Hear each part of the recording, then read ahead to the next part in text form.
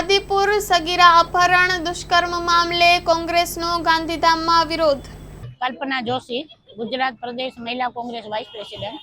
આજ રોજ ગાંધીધામ ખાતે ગઈકાલે જે શિણાઈમાં બનાવ બન્યો હતો કે શિણાઈમાં એક છોકરો અને એક છોકરી એ બેઠા હતા અને તેના ઉપર બે કોઈક અસામાજિક તત્વો આવી અને એમને કહે છે ચાલો પોલીસ સ્ટેશને, અને પછી તેને છોકરીને ગાડીમાં લઈ જઈ અને એના ઉપર જે દુષ્કર્મ કરવાની કોશિશ કરી કે દુષ્કર્મ કર્યું એના માટે આજે અમે રેલી કાઢી હતી।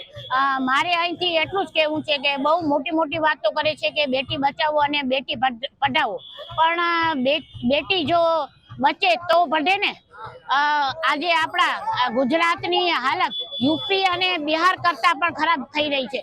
આજના જ કચ્છ મિત્રમાં તમે જોયું હશે તો 3 જેટલા જાતીય સતામણીના અને રેપના કેસ આપણે આ તો મીડિયા પેપર સામે આપણે આવી રહ્યું છે। બાકી તો જેમને એમ બારે નથી પાડવું એવા તો કઈક કિસ્સાઓ હશે। ખરેખર તો આવા કિસ્સામાં ગૃહમંત્રી જે મોટા મોટા ફાંકા ફોજદારી કરે છે તેમણે ખરેખર હવે શરમ અનુભવવી જોઈએ અને ખરેખર એમનામાં નાક જેવી ચીજ બચી હોય તો એમણે રાજીનામું આપવું જોઈએ। ભુજમાં જે કાર્નિવલ અત્યારે યોજાઈ રહ્યો છે ત્યારે અત્યારે કાર્નિવલની કાંઈ જરૂર નથી।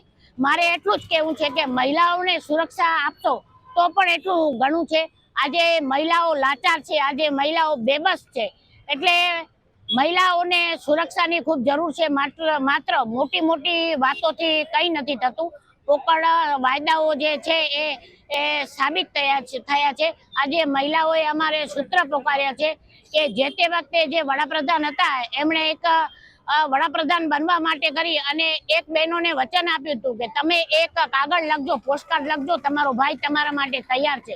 ત્યારે આજે રોજના 2 એવા વર્ષના કેટલા થયા ત્યારે આ અમારો ભાઈ અત્યારે સૂતો છે ત્યારે અમને ખૂબ દુઃખ પૂર્વક કહેવું પડે છે કે ભાઈ હવે જાગો અને નહીતર ખુરશી તમે ખાલી કરો।